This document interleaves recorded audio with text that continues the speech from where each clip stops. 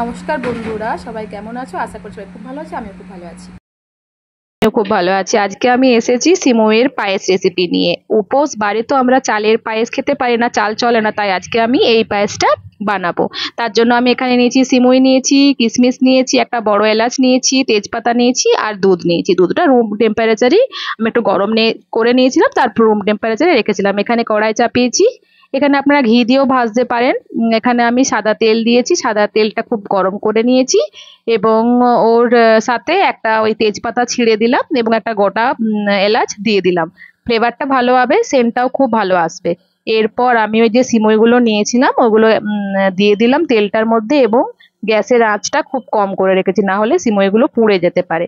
এরপর আমি হালকা করে এগুলো ভেজে নেব, একটু হালকা লাল লাল হবে, তারপর আমি ওটার মধ্যে দুধ অ্যাড করে দেব।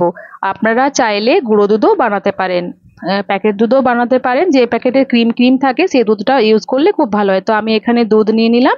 দুধ নেওয়ার পর ওটার মধ্যে ঢেলে দিয়ে ভালোভাবে নেড়ে দিলাম। আমার চ্যানেলের রেসিপিগুলো ভালো লাগলে অবশ্যই পাশে থাকবেন এবং সাবস্ক্রাইব করতে ভুলবেন না, আর কমেন্ট বক্সে লিখবেন কেমন হয়েছে রেসিপিটা। এই দেখুন আমার হয়ে গেছে। এরপর এটা একদম কম আঁচে আমি ফুটতে দেব, ওই 7 থেকে 10 মিনিটের মতন একদম লো আঁচে ফুটে ফুটে সিদ্ধ হয়ে যাবে, এরকম হয়ে যাবে। দুধটাও দেখুন গায়ে লেগে গেছে পায়েসটার।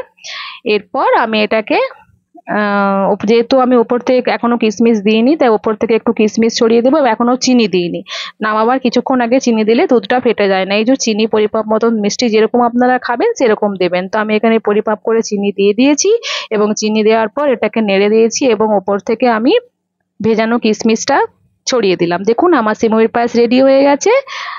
আপনারা এরকম করে একবার বানিয়ে দেখবেন কেমন লাগছে। রুটির সঙ্গে, লুচির সঙ্গে খুব ভালো চলবে।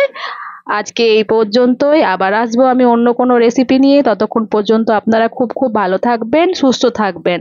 আজকে এখানেই শেষ করলাম।